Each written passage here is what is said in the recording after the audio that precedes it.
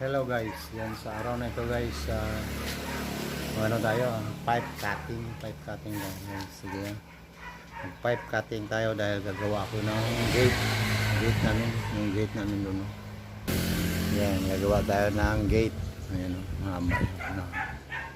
Yan ang gagawa tayo. So may mga material na tayo guys, bumili na tayo ng material.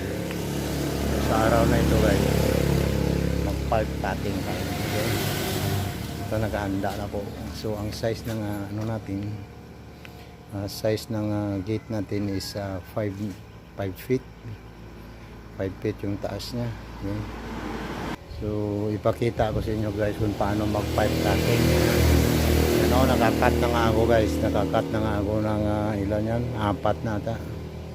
Yan, pero hindi ko nakuhaan ng video, so kaya mag video ako dito para makita nyo kung paano mag-cutting ng pipe. Size ng pipe guys is 1 and 1/2. Okay, yan ang pipe na ano natin i-cutting. So nagsukat ako dito guys ng 5 feet, 5 feet 5 feet.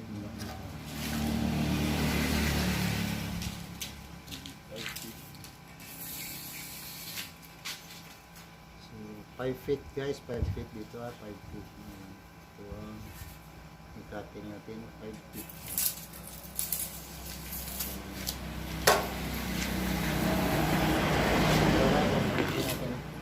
May pipe cutter. Pipe cutter ako. So hindi natin ganyan. May pipe cutter tayo. Mabilis lang ito guys.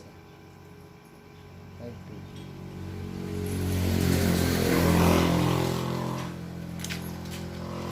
Pitan guys dito sa vice.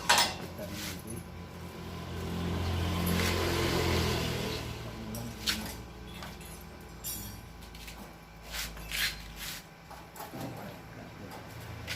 Ganda ito dahil perfect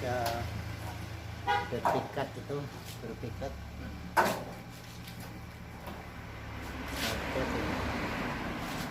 Perfect cut pag ganito ang cutting mo.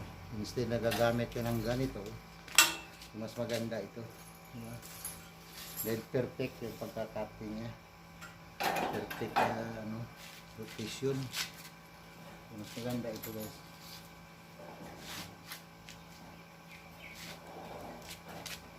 Gamit ko ito guys ng araw pa.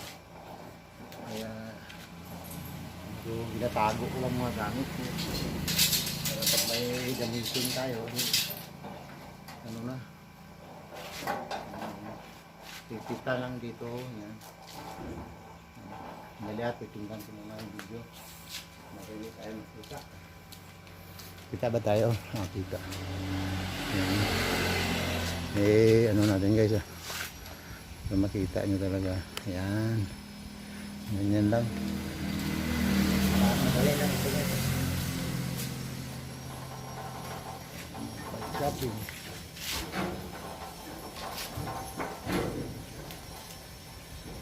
Lapit. Schedule 40 guys. Ang tubo. Schedule 40. So hindi siya masyado makapal. Yan lang. Pusipitan mo ang hanggang maputol. Lapit na. Yan na guys oh. Mga nyo guys maputol ngayon.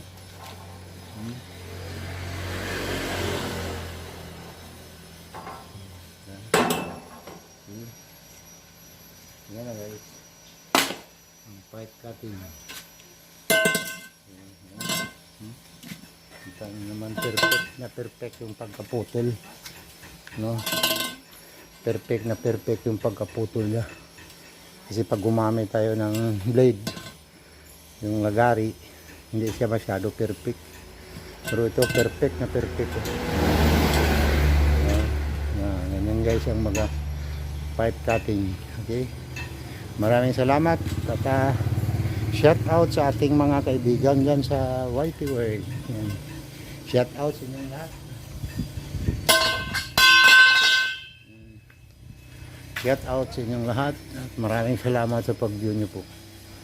Yan. Marami pa akong putulin. So Yan lang muna ang videohan natin.